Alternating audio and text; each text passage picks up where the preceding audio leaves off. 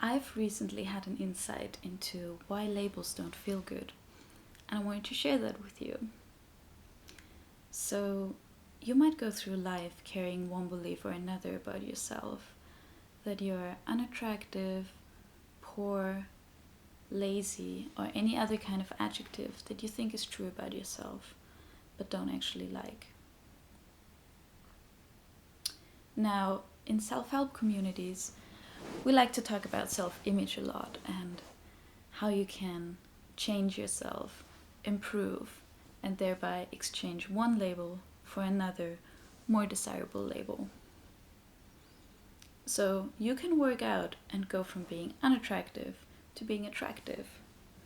Or you could change your habits around and go from being a lazy person to being a productive person. Or you could work on your career, make a lot of money, and exchange the label of poverty for that of wealth. And there is nothing wrong with taking these action steps in your life. The problem really is with the identification with labels, which is the point I want to get across in this video.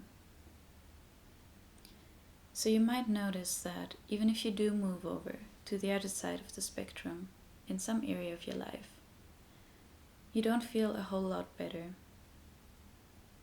Might be better than before, but it's a superficial and unstable kind of pleasure, and it doesn't give you the ultimate fulfillment you were hoping for. And here's why.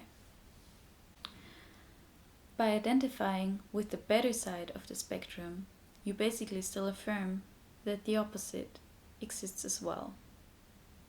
You cannot be attractive without your past self, another person, or anything else out there being unattractive.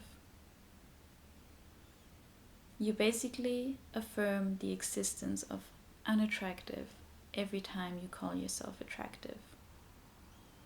And there are a few problems with that. First of all, it creates a knowing that you could fall back to the other side at any time, since that is where you came from. This might become a source of stress in your life that you try to solve by repeating affirmations to yourself or just efforting a whole lot.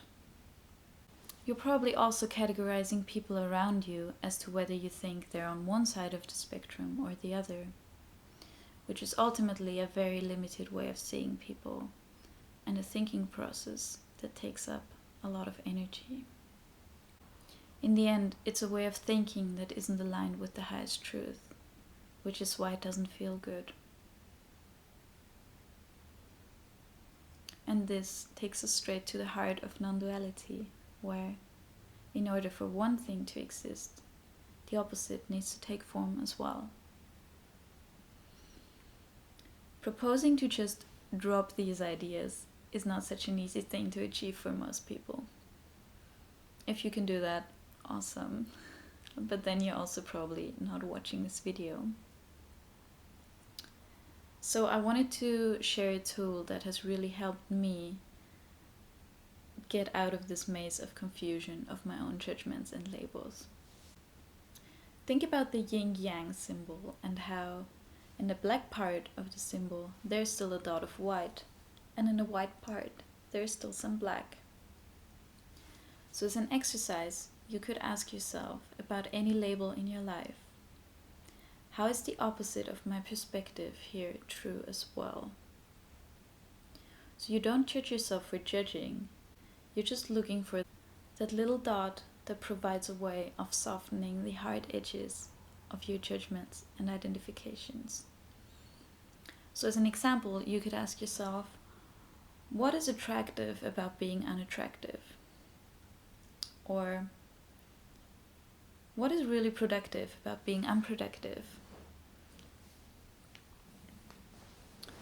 Or what is progressive about regression? You might find this a bit silly in the beginning, but I'm really proposing that you open your mind to what the symbol has to offer and see how it can change your perception of reality. So the point of these questions is not to get answers, it can be helpful in the beginning to write some of that down, but that's not actually the point in the end.